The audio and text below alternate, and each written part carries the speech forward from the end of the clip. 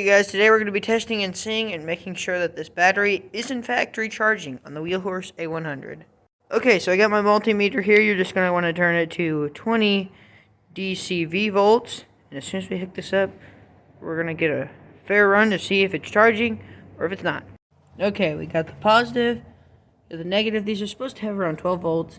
This one, as you can see, is reading...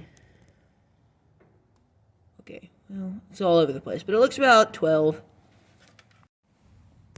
Okay, we're just going to make sure this battery terminal is like hooked up, and then we're just going to disconnect it and see if we got anything. Let's try to start it.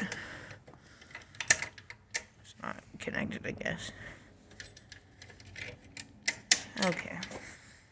Okay, I couldn't really prove it to you because it was kind of hard to hold the camera and record the multimeter and hook it up all at the same time. But it is definitely recharging at about 7 volts. I don't exactly know how much it's supposed to be putting out, but it's around 6.89 at the lowest, and around 7.20 at its highest. So it is recharging, and that makes me really happy because I've had a lot of problems in the past from it not recharging. Now I say we tidy up this wiring because it really needs it. Okay, so I didn't have enough plastic wire covering to go around all this, so I'm just going to opt out and use some nice black tape. Okay guys, we just cleaned all this up, got some black tape around all of it, some of it not because of how much tape we'd be using. So now all of that is good and patched up. Okay guys, next thing we're going to tackle is we're going to get this nice blade onto the tractor. You're going to start by laying down the blade like this and pulling your lawnmower right over it. Okay, now you're going to get to the back of the tractor, and these are homemade brackets. These are definitely not what you're supposed to be using.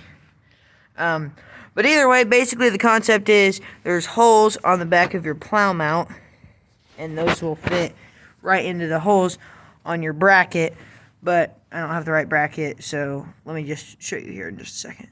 Okay, you guys can kind of tell now. So this little nub right here is basically going to fit inside of your bracket piece right there.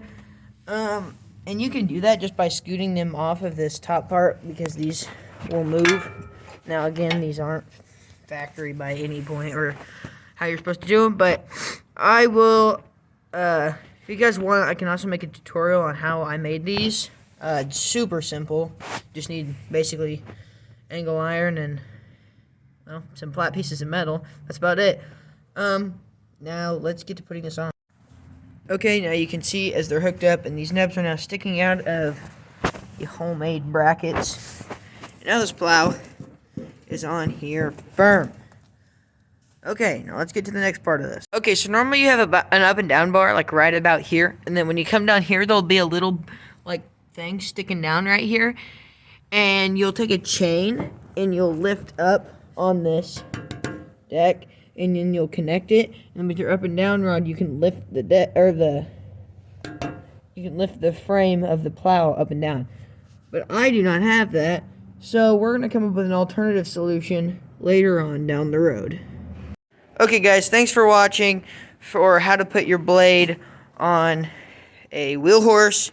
This is an A100, not really meant to have a blade on it, but I've done so much mods to it that it is perfectly fine. If you guys want to see what I end up doing for my up and down of the plow, go ahead and like and subscribe, and you will find out how I end up doing it. I'm thinking about mounting a winch, finding a place to mount a winch up here, and just using that, hooking it to the battery. What do you guys think? Seems a lot more simpler.